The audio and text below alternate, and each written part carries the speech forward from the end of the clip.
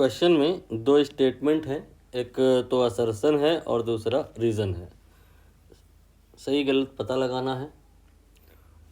पहला स्टेटमेंट है कि photodiodes are preferably operated in reverse bias condition for light intensity instrument. Photodiode के बारे में बेसिक आइडिया होना चाहिए।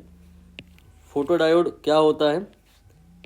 ये एक ऑब्वियसली डायोड होता है और इस डायोड में क्या रहता है कि लाइट इंसिडेंस होता है। लाइट आकर के गिरती है। जब लाइट आके गिरती है तो क्या होता है कि यहाँ पे कोई बैटरी अक्रॉस द डायोड नहीं लगाई जा रही है, फिर भी इफ़ यू कनेक्ट अमीटर एक करंट ऑब्जर्व होती है।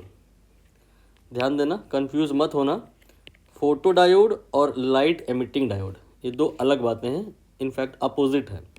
यहाँ पर लाइट इंसिडेंस हो रहा है और करंट एमिट हो जाएगी। और एलईडी में क्या होता है, करंट जो है पास कराई जाती है और लाइट एमिट होती है।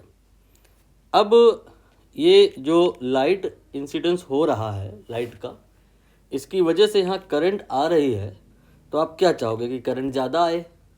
तो करंट ज़्यादा आए इसके लिए ज़रूरी है कि आने वाले फोटोन का अंदर जो बॉन्ड बने हुए हैं between electron and holes, collision ज़्यादा से ज़्यादा हो। क्या होता है कि एक इलेक्ट्रॉन होता है, एक होल होता है, और यहाँ पर एज्यूम कर सकते हैं एक फोटोन आता है और इस बॉन्ड को ब्रेक कर देता है। तो जितने ज़्यादा बॉन्ड ब्रेक होंगे उतनी ज़्यादा करंट आएगी। तो बॉन्ड ज़्यादा ब्रेक तब होंगे जब इस आने वाले फोटोन का जो एक्सपोजर होगा वो ज़्यादा होगा, मतलब ज़्यादा एरिया मिलेगा जहाँ पर लाइट आ सकती है, गिर सकती है, तो जो बॉन्ड ब्रेक होंगे वो ज़्यादा होंगे। मतलब ये जो डिप्लेशन रीजन है जहाँ पे ई और एच के बीच का बॉन्ड ब्रेक होना है, उसकी थिकनेस ज़्यादा होनी चाहिए। ये तभी संभव है जब हम यहाँ पे माइनस लगाते हैं और यहाँ पे प्लस, तो क्या होगा, ये इधर की तरफ आ जाएगा और ये इधर की तरफ आ जाएगा और इसकी थिकनेस बढ़ जाएगी। EH बॉन्ड की जो संख्या होगी या एक्सपोजर फॉर द फोटोन ये इंक्रीज हो जाएगा और करंट बढ़ जाएगी, मतलब रिवर्स बायस पर काम करेगा। यही लोग को यहाँ लिखा है, photo diode preferably reverse bias. फिर दूसरा स्टेटमेंट रीड करिए, current in forward bias is more then in current in reverse बायस।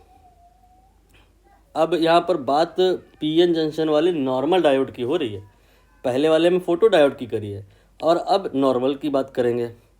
तो यहाँ पर हमने क्या किया, एक नॉर्मल PN जंक्शन बनाया, उसमें हमने डिप्लेशन करा दिया है।